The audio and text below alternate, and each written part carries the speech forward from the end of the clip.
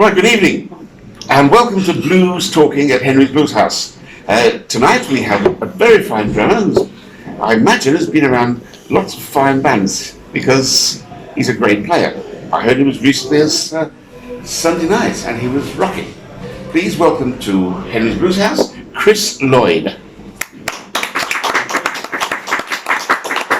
I'm going to start with the very beginnings. Where did you first hear music of any sort that you remember? How old were you? And what was it? I think, like many others, my father was a pianist, very much of those days, so it's always been in the family, always. So what do you remember? I remember him telling me, as long as you can play the piano, you'll always be welcome at parties. So I think that was his general theory. And how was your piano playing? I started when I was 7 and I finished when I was 11. So I'm pretty good at Blue Danube, but I was fine. I did chopsticks as well, maybe. So what sort of music did your father listen to? I suppose he was fairly dance bandish, but we were pretty lucky to hear Ken Basie and Jim Kellington Band in the early years, Fat Swallow, that sort of swingy sort of stuff, Jelly Roll Morton. Where did you live? In Sedgley, it's called Sedgley. Centre of the metropolis of Centre of the Staffordshire, isn't it? Yeah. Centre of the country. So when did you buy your first record? Or when did you nick a record from your dad's collection, and what was it? Or what was your favourite record in your dad's collection? Favourite record in his collection was very probably something like an Ellington record or something like that. I've always been surrounded by jazz and blues. That's sort of first pop record I bought was Charlie Brown by the Coasters. That's alright. Do you know who's on guitar on that? No, go on. Mickey Baker. Really? What's it? Well, sorry, I should have interjected there. No. Let's get a picture of you went to school, you started playing piano when you were 7. Were you tempted by any other instrument at that point, or did you just give up because you reached the regular age of 11? In those days, if you were learning piano, you were learning classical music. There is no other way. You grind your way through the scales, all that sort of thing. By the time I was 11, I was pleading for mercy. Right, makes sense. So, what was your next musical?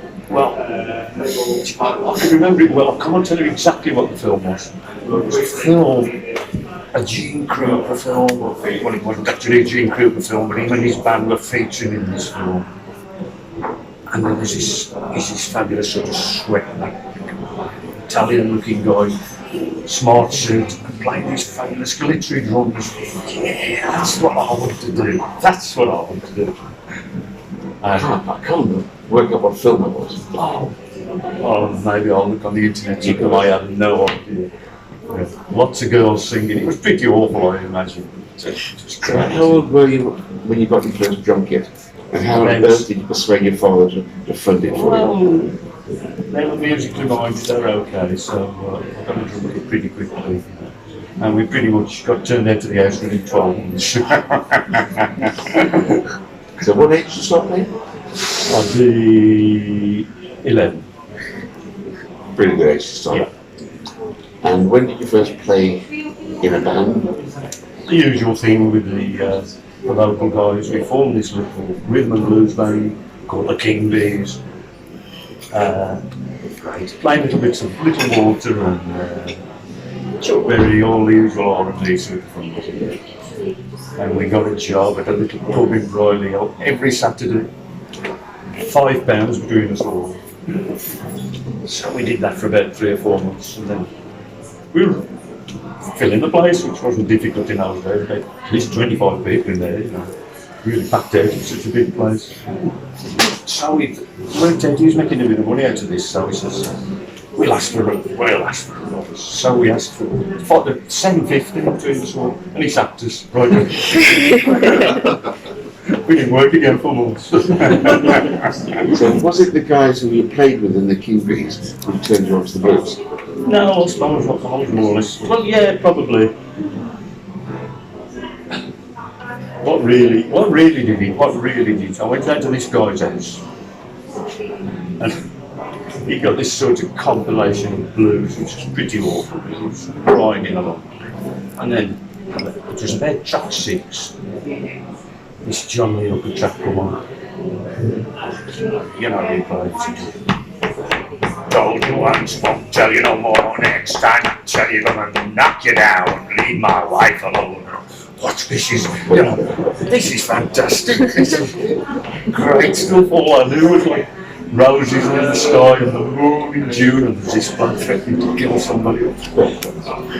So I guess it was me, and I just wanted to follow it there after that. Do you stay in touch, or would I have heard of any of the members of the Kingbees? Just one. A guy called Johnny Ward. Johnny? Johnny Ward. He was a very well-known guitar teacher in Birmingham. He played in her street. He used to work with the guy called Alan Edwards, who was the BBC orchestra. And between them, they used to run this guitar studio. He spent his life teaching guitar.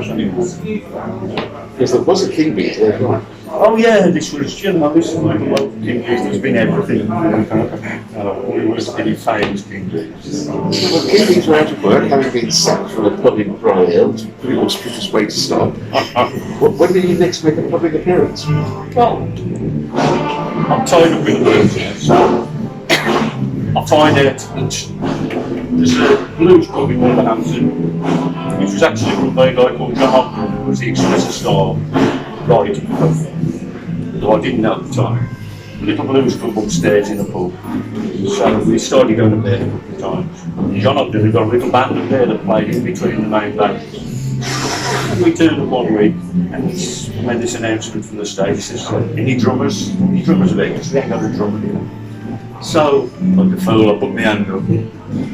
Ended up with a job there pretty permanently.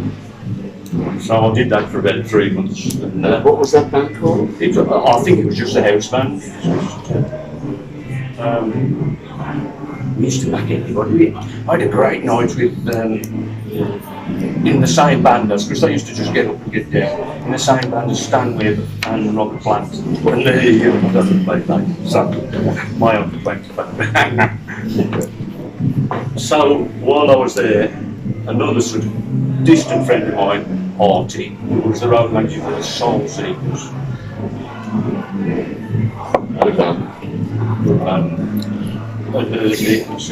They've lost the drummer, do you fancy try out for the Soul Seekers? Yeah, I'll have a go, I don't mind. So the tryout was to turn up on a Friday. Well, actually, they picked me up on a Friday, then I'll 5 in the van. Right the way down to Worcester to be the backing band with Status Quo. It was like me tryout, and I never got the job. They just never sacked me. I just kept going. So I assume they took me on. I was never offered the job. I was just. So I ended up with the Soul Seekers, which is actually pretty much led by Roger Bromley, actually the guitarist of the current band. I didn't know it was the Soul Seekers. Yeah.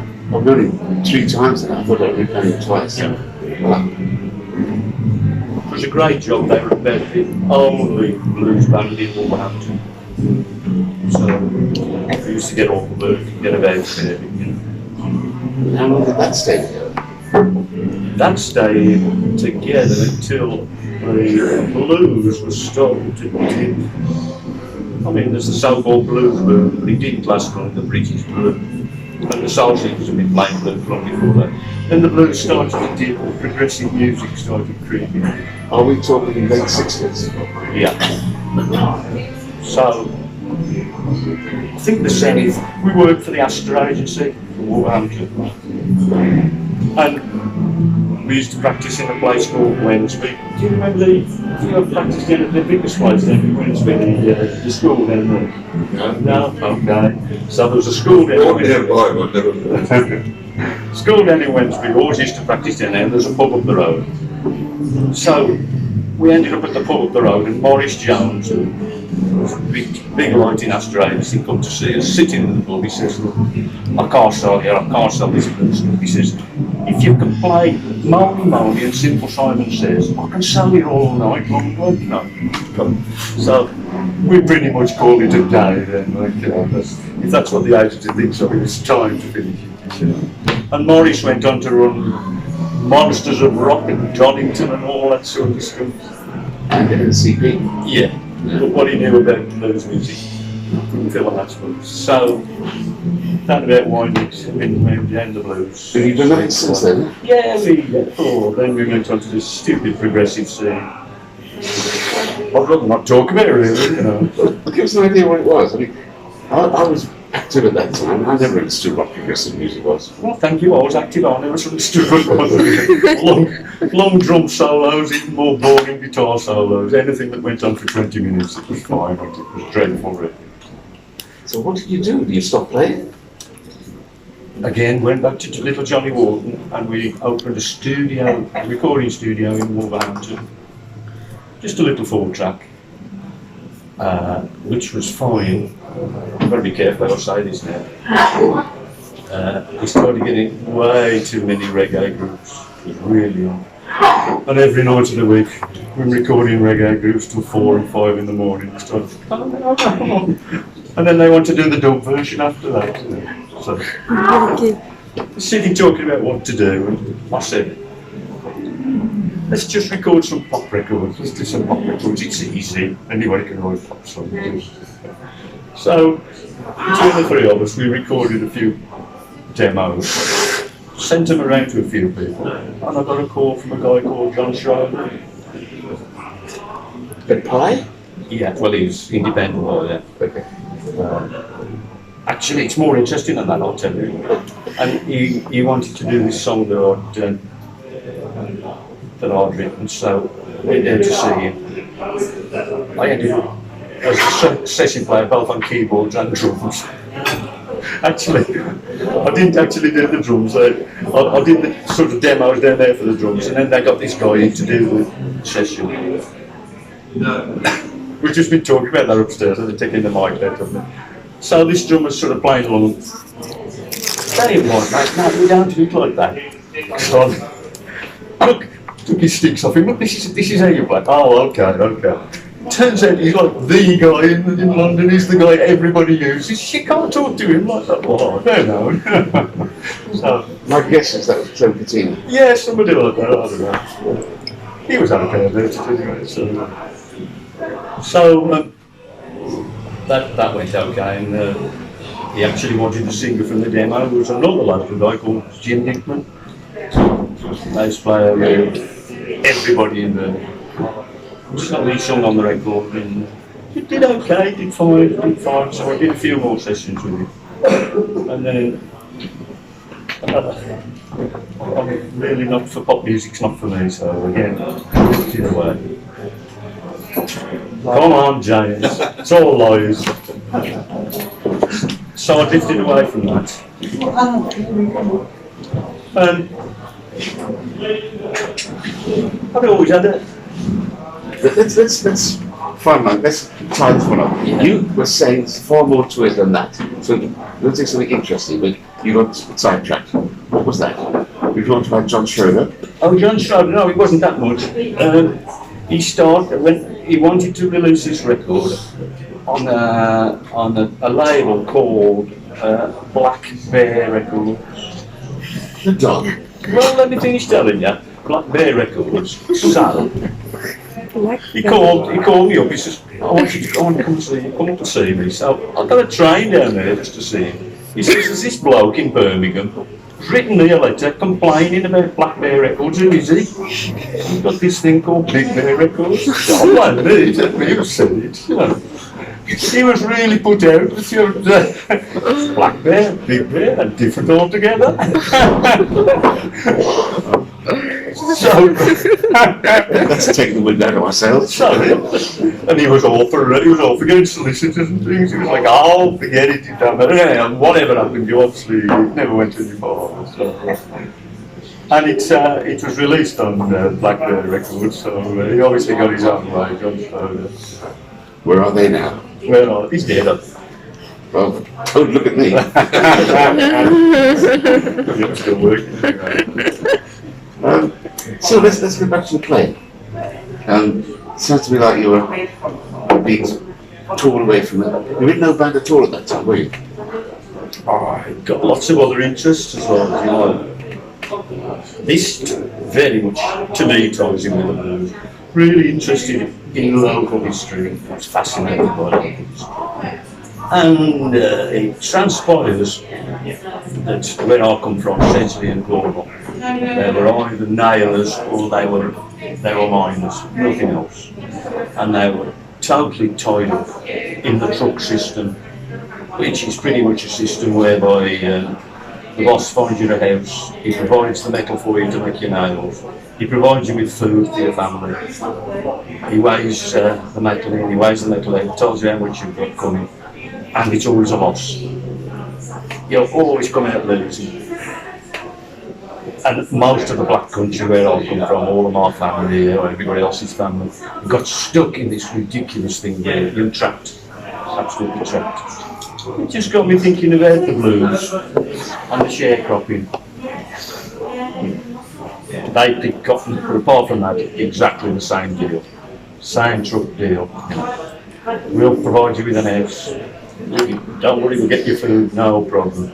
At the end of the year, we'll weigh your cotton in and you'll get 50% and we get 50%. Oh, unfortunately, you've made a loss this week. It just struck me what a parallel it was between the black country and the blues of the south. Really was an absolute parallel. But I think because they were slaves, they took to music. That was their only protest. If they start complaining, they're just going to get shot. There's no question about it, they're just going to get them up the corner and shoot them, so there's no complaining from the black blues thing. Whereas we could complain as much as we wanted, we could even protest, they just didn't pay yet, so we came back to work after. We got a certain more freedom than them. It just struck me what a complete, and I've spent about 10 years researching into things. Did you write a book? I've written 2 books about it. So that's interesting. 10 years ago. And were you not playing, you weren't playing that time? No, I'm doing this instead, yeah. I'm really moved out to music. So what drew you back in? Back down in Gornal drinking again, that's what I occasionally do. And my good friend Jim Hickman, who's been with me through everything, said, you ought to start playing again. He says, I've been chatting to Brock, which is Roger Bromley. He's doing nothing. He says, you ought to give him a call. He's doing no playing at all. He started up your blues band again. So, nothing else to do, I'll give him a call.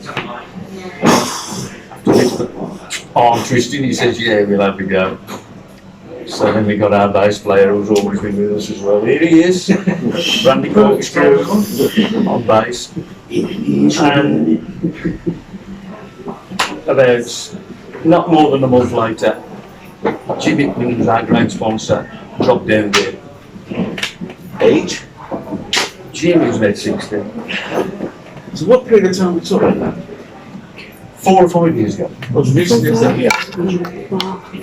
So we got to keep going then, just to prove that we could do it for Jim's memory. So we've been grinding away at little pubs, anywhere we could get to get started. With very little response. We've worked our way through, just grinding and grinding. So we've got a decent little band together. We could never find a 4th member really. We've had about 3 attempts at it, but now we've got this guy there who's mysterious, Terry, who's mysterious enough to not be here as usual.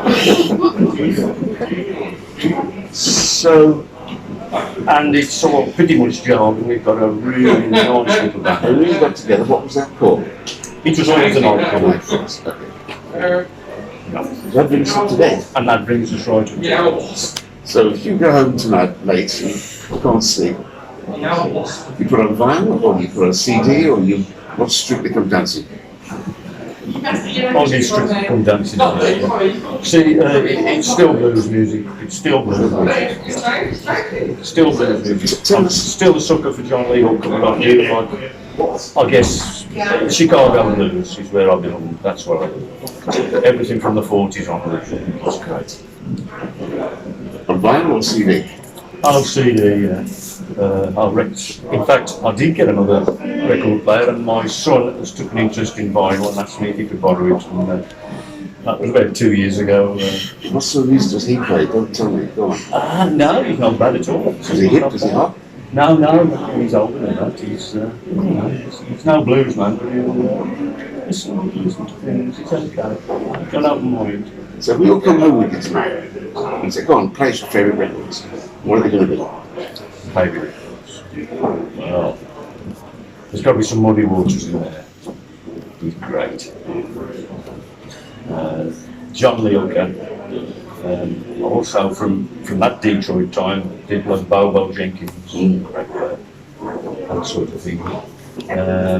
I love Little Walter, Walter Stay Forever. He's probably my favourite, Little Walter. He's just got that little swing to him.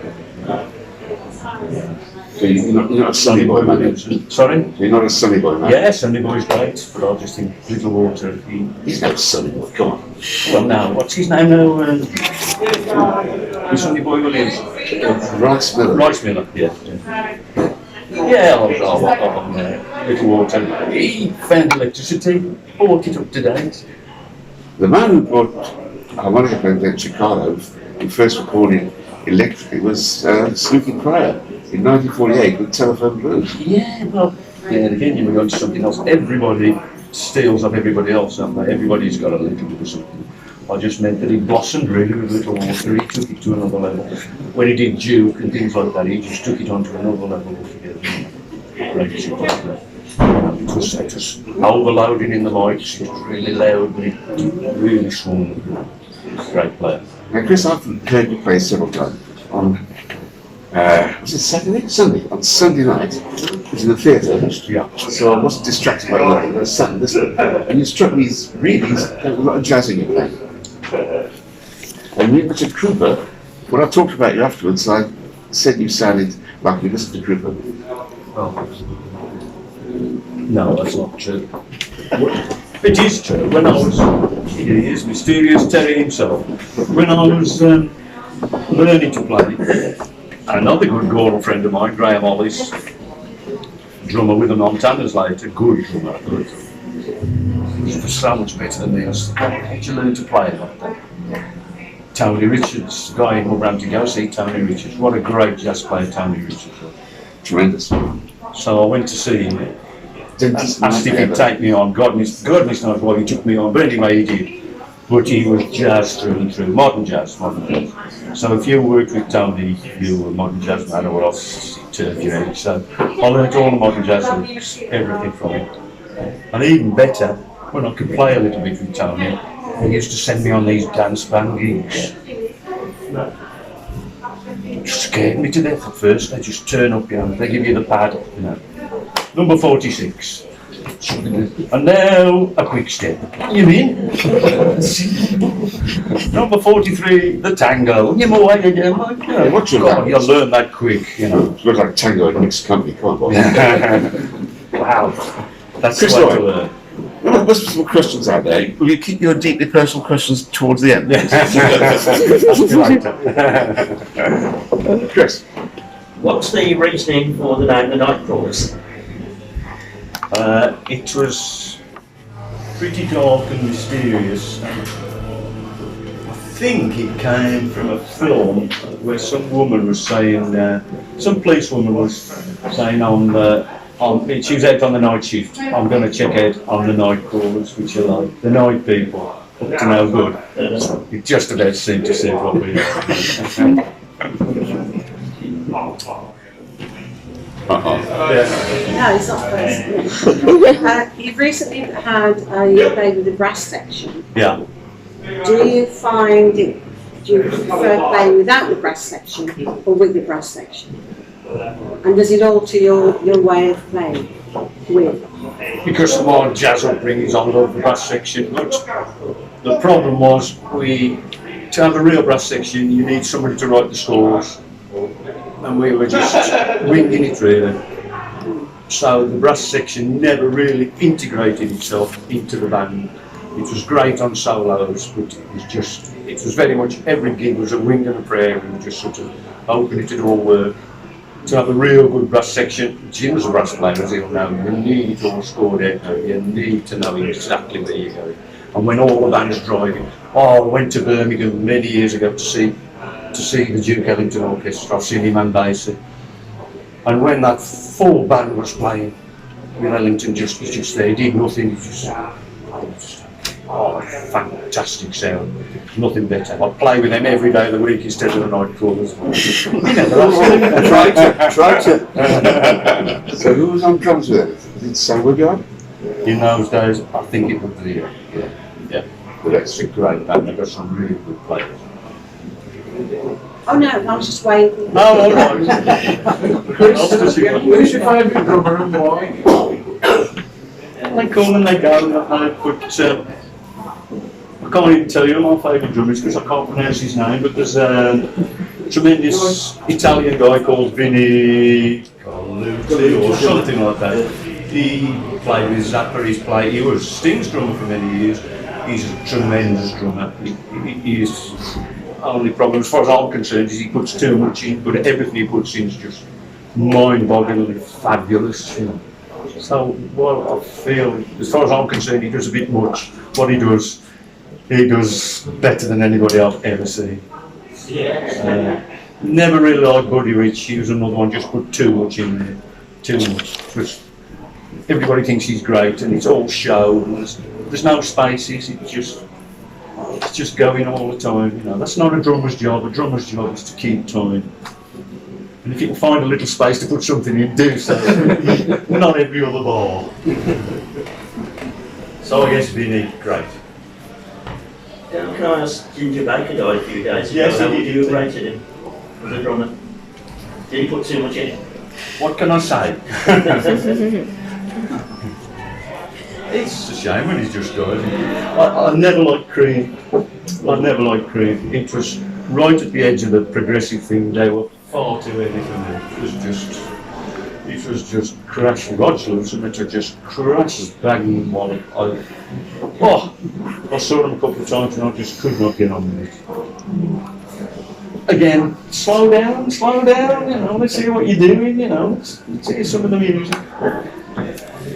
It's me, I'm old fashioned. Going back to these blues guys of the 40s, guys like Amos Milward, all those sort of guys. You could hear everything they played, you could hear the way they played and what they played. It was fabulous, a great experience, nothing. We saw a band a few days ago, didn't we, Rob? And everything was at the same volume, and we couldn't hear what the singer was singing, because everything was just going, and we thought he was a good singer, but he's just destroyed. That's not what music's about. Subtlety in music, the space in music, it's not about hitting things as hard as you can, as fast as you can, as many times as you can. And that's Ginger Baker. Is there another question before we wrap up? One more. I've got a question. You keep talking about we like the old school music, but you don't mention any of the old school drummers. You don't even react particularly well to Jim Krupa. Let alone Kansas City Joe Jones or Gus Johnson or Bill Butler. If I could play as well as them, my life would be complete. It's just a critique. I'm not saying there's anything wrong with Kansas City Joe Jones must rate there. Yeah. The base of that. To be quite honest, what happened a little later, and I'm sorry I'm shooting off blues again, the funk drummers of James Brown, the way they broke off the beat was fabulous. And that was an extension of jazz drumming, and everything they did was tremendous. But yes, the drummers you mentioned were great, they were great. All good drummers, it's just a matter of taste. It's like all music, you know. I mean, what can I say is wrong about classical music, but I can't listen to it. It's tremendous. Players better than I could possibly be, but it's not for me. And it just applies to loud music, it's not for me. Well, that was very interesting. Okay. Chris Lloyd, thank you very much indeed. Thank you.